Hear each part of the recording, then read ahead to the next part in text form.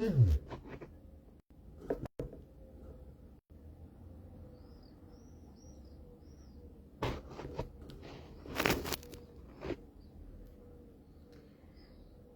да споделя едно слово, което е за всеки, който вече се е отказал от нещо, нещо за което дълго време е вярвал, нещо за което е чакал, но вече абсолютно се е отказал, приключил е, казал е, че повече няма да опитва, нали? Няма надежда за него.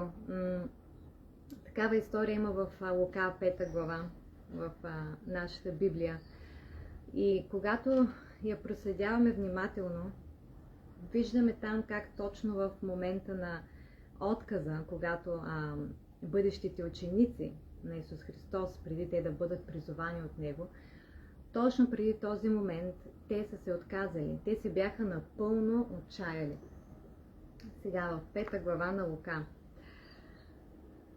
Исус Христос е там, край езерото, Генесаретското. И там вижда две ладии. Първото интересно нещо е, че тези две ладии се намират край езерото.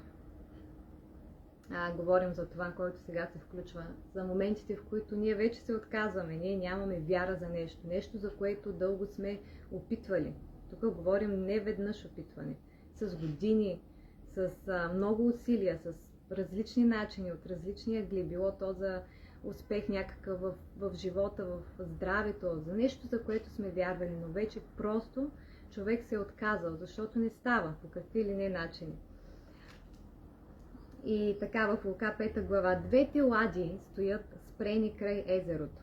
Първо тези ладии, те са предназначени да бъдат в езерото. Те е трябвало да бъдат вътре и да бъдат използвани. Но вече са оставени там. Рибарите са ги оставили. И са излезли от тях. И те вече перат мрежите си.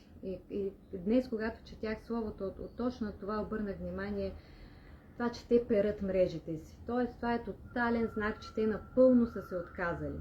Те са нямали добър улов до сега и вече перат мрежите си. Тоест, те спират да опитват, както ние много пъти в живота си спираме да опитваме. Защото реално погледнато не виждаме как нещата ще станат. Нали? Опитано е всичко, опитан е всеки начин, поне за който се сещаме. Но точно в такива моменти се появява Бог. Точно тогава Той прави чудото, когато ние хората се отказваме. И е вярно, че в нашите най-слаби моменти, ако сега ти си в такъв момент, ако това е твой най-слаб момент, това е най-доброто време, когато Бог може да изяви силата си в теб.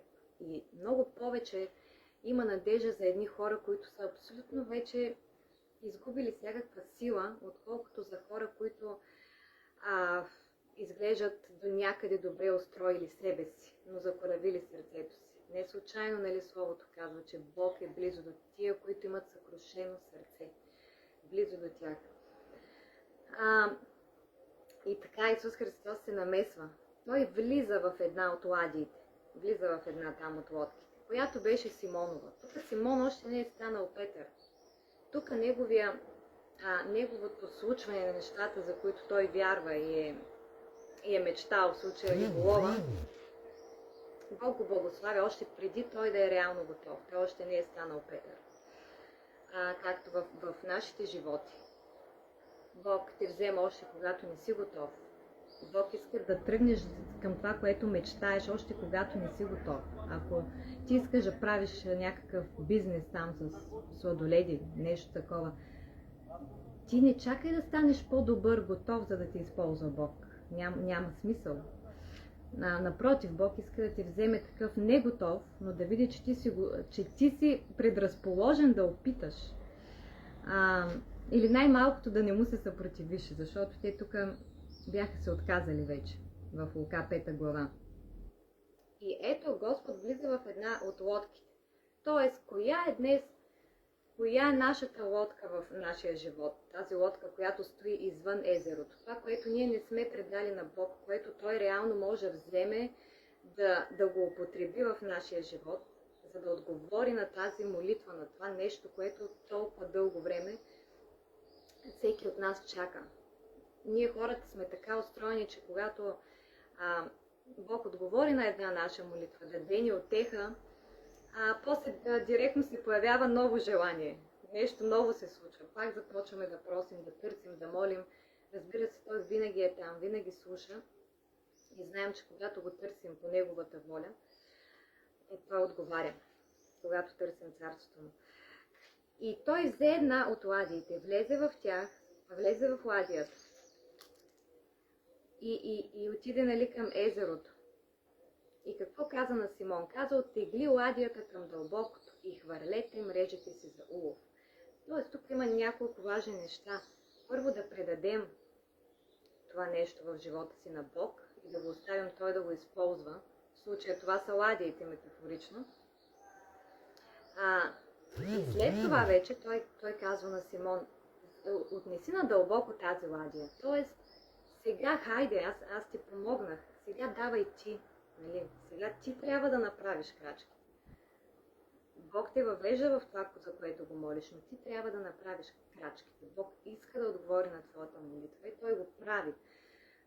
Но ти трябва да направиш крачките. И не случайно се казва: оттегли ладията към дълбокото място. А дълбокото с какво го свързваме? То винаги е страшно, винаги е несигурно, винаги има неизвестност, винаги има риск. Но в противен случай рискуваме тези ладии да останат извън езерото, да останат неупотребени. Това могат да са вашите таланти,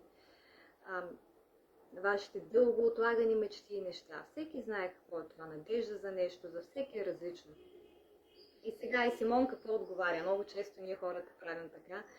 Отговаряме на Бог. Ето, казвам му: ама аз цяла нощ се трудих, нищо не уловихме. Но щом си казал по твоята Божия дума, ще опитаме, ще хвърлим отново мрежите.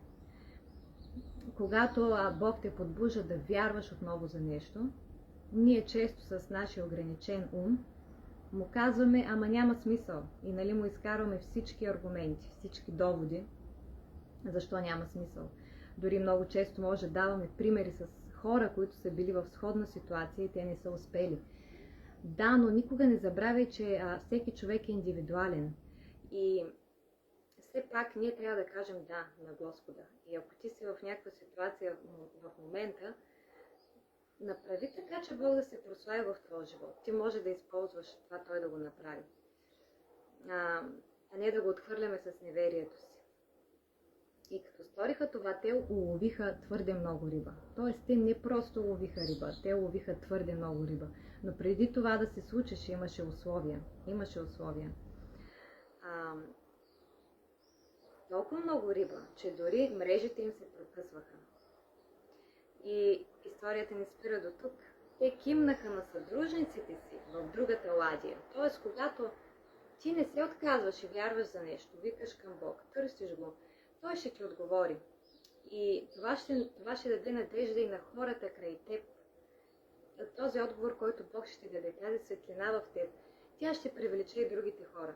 Те ще кажат: ето, с този човек стана, Бог отговори, значи ще го направи с мен. Защото Бог няма любимци. Той няма любимци. Той иска да бъде да се прославя в живота на всеки един от нас. И толкова много имаше, че даже щяха да потънат. А Симон, като видя това, падна пред Исусовите колене и каза: иди си от мене, Господи, защото съм грешен човек. Когато Бог те благославя, Бог винаги надминава твоите очаквания. То е толкова силно, че ти дори не ти идва отвътре да му благодариш, защото първото нещо, което ти идва на ум е: аз не заслужавам това, нали? Защо? Аз не го заслужавам. Няма никаква логика. Това може да е единствено по Божия милост. И тук е такава реакцията на Симон. И това е толкова силно. Той просто пада на колене и казва: аз съм грешен човек. И всички, които бяха с него, те се удивиха на улова от риби. Значи, виж, твоята вяра, не бъди егоист, защото ако ти се откажеш сега от това, за което вярваш, ти ще станеш един сломен, окаян човек и ще обезсърчиш и другите хора край теб. А тук вижте какво стана. Те слушаха Господа, дадоха лодката, така той влезе, стана чудото с рибата и какво всички се удивиха. Тоест, твоята история, това за което ти вярваш, то е изключително важно. Не само за твоя живот, а за много други хора, защото ние сме свързани. Ние сме свързани като нещо, като една верига. Нали? И когато един се радва, когато един се привдига, той почва да привдига и другия.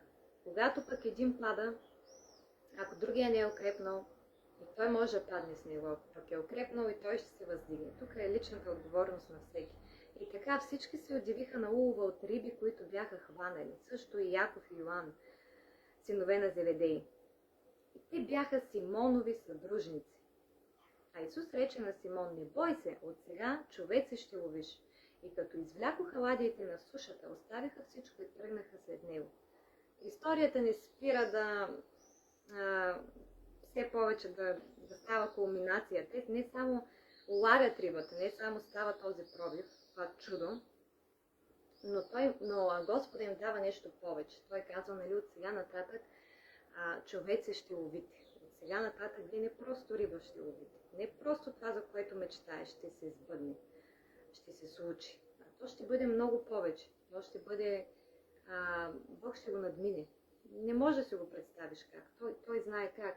И като извлякоха ладиите, оставиха всичко и тръгнаха след него. Те не си взеха рибата, те не си взеха мрежите там да си отделят рибата или пък когато стана чудото, те взеха рибата, направиха огън и седнаха да ядат, да пекат риба и да празнуват. Напротив, защото в пътя с Бог ти ще видиш, че когато Той отговаря на молитвата ти, на това, за което толкова те тормози, ти много ще се зарадваш, но в един миг някак ще кажеш: ти си ми по-важен, Господи. Ти го направи това нещо, защото ние всеки път може да имаме нова и нова молитва. Но Бог е този, който седи на първото място. Нали? Не е нашата нужда и винаги при всяко осъществяване на това, което ние искаме, ние осъзнаваме колко всичко е преходно, колко реално всичко е преходно и че ние сме тук за живот, който е да установяваме Божията воля, а не само да се устройваме за земния път, защото ако ние наистина вярваме само за това, за нашето тук устройване на живота на земята, като основните нужди, вие знаете, то тогава ние сме доста жалки. Разбира се, това са важни неща, но те не са основата. Основата е Бог и вече върху тази основа ние правим всичко останало. И това е наистина съкрушаваща история, защото върви, чела съм хиляди пъти, но както знаем, Словото не е просто приказка. Всеки път то е живо, то е храна. И когато го четем, всеки път то носи нещо ново, то дава ново откровение. Тоест, ние първо тръгнахме от пълното отчаяние. Учениците бяха отчаяни, т.е. преди да станат ученици. Първо, че се бяха напълно отказали, вече перяха мрежите си. В този момент на отказ се появява Господ и казва: предай ми това, което имаш, за да го използвам. Те му предават това в случая ладията. След това той им показва пътя. Той започва да ги насочва и казва: оттегли я сега тази ладия малко по-надълбоко и пак опитай. Нали, опитай този път отново. Те пък тук идва вече човешкото съмнение. Нали, това е като едно обобщение. И пак казват: няма смисъл, но той казва: опитай този път с мен. Опитай за каквото и да е, което сега те тормози. Опитай, обаче този път с Господ. И той ще ти даде невероятен изход. Наистина невероятен изход. И ще видиш смисъл от целия този път, това време, нали, което си чакал и защо нещо не се е случвало.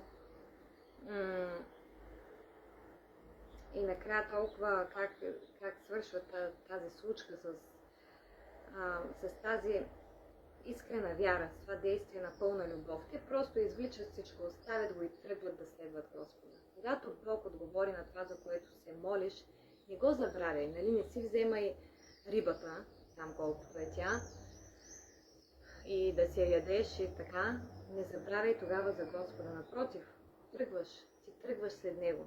Питаш: какво мога аз сега? Как мога аз да те прославя? И Той ще те води през целия път.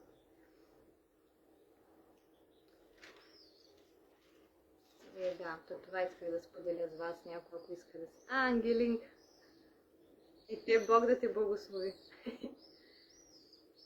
Да, сигурна съм, че всеки човек нещо очаква дълго време. Тормози го, мъчи го.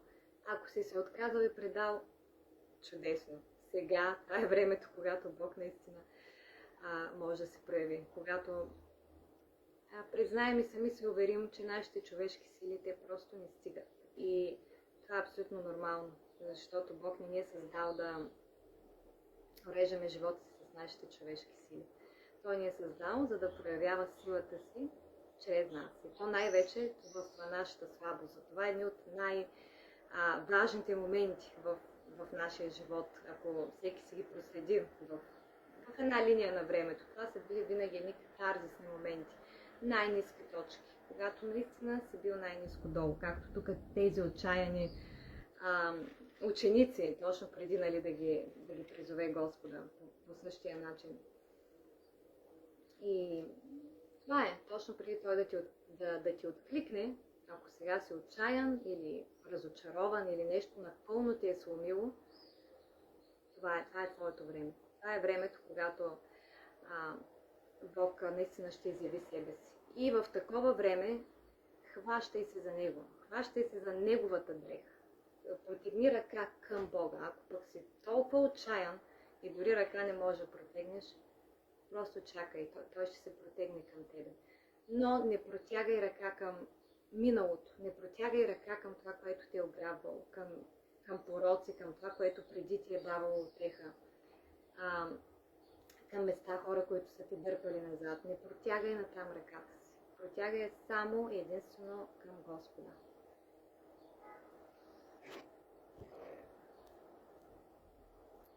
Хубав следобед на всички.